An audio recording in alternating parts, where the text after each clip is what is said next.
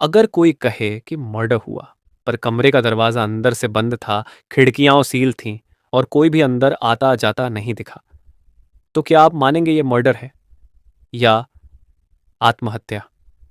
लेकिन अगर मैं कहूं ये एक परफेक्ट मर्डर था जिसमें हर चीज प्लान के मुताबिक थी, सिवाय एक छोटी सी गलती के, तो कहानी सुनिए। सफेद झूठ का काला सच्चा। विक्रांत शर्मा शहर का सबसे अमीर ज्वेलरी कारोबारी, आलीशान बंगला, महंगी गाड़ियां, हाई सोसाइटी में रसूख। लेकिन एक रात उस बंगले से एक गोली चलने की आवाज आती है। घर में मौजूद नौकर अंदर भागते हैं, दरवाजा अंदर से बंद। पुलिस आती है, दरवाजा तोड़ा जाता है और सामने लेटा होता है विक्रांत शर्मा का शव, सिर में गोली लगी और पिस्तौल वहीं पास में। बीवी संध्या रो रो कर कहती है उन्होंने खुद को गोली मार ली, वो डिप्रेशन में थे। पुलिस केस बंद करने वाली थी, लेकिन तभी आता है एसीपी आरव राणा। एसीपी आरव कोई मामूली अफसर नहीं, उसकी नजरें शक करती हैं जहां कोई और करता है भरोसा। वो कहता है इतना परफेक्ट सीन सिर्फ खुदकुशी नहीं हो सकती। तफ्तीश शुरू होती है। विक्रांत के बिजनेस पार्टनर कमलेश से पूछताछ होती है। वो नाराज था क्योंकि उसे हाल ही में निकाला गया था।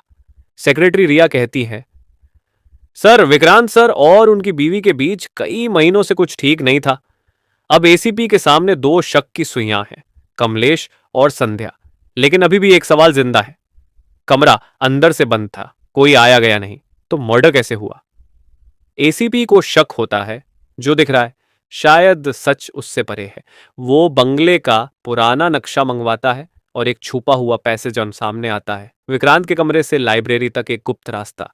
एसीपी कहता है कमरा भले अंदर से बंद हो, लेकिन मर्डर बाहर से हुआ है। और उसी वक्त फोरेंसिक टीम विक्रांत के लैपटॉप से एक सीक्रेट फोल्डर निकालती है। उसमें एक वीडियो होता है, सीसीटीवी से चोरी छुपे रिकॉर्ड किया गया वीडियो। वीडियो में दिखते हैं संध्या और कमलेश साथ में, दोनों मिलकर मर्डर की प्लानिंग कर रहे हैं। प्लान साफ था।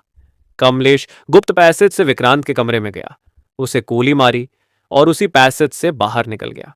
संध्या ने ड्रामा किया जैसे कुछ हुआ ही नहीं। एसीपी दोनों को थाने बुलाता है।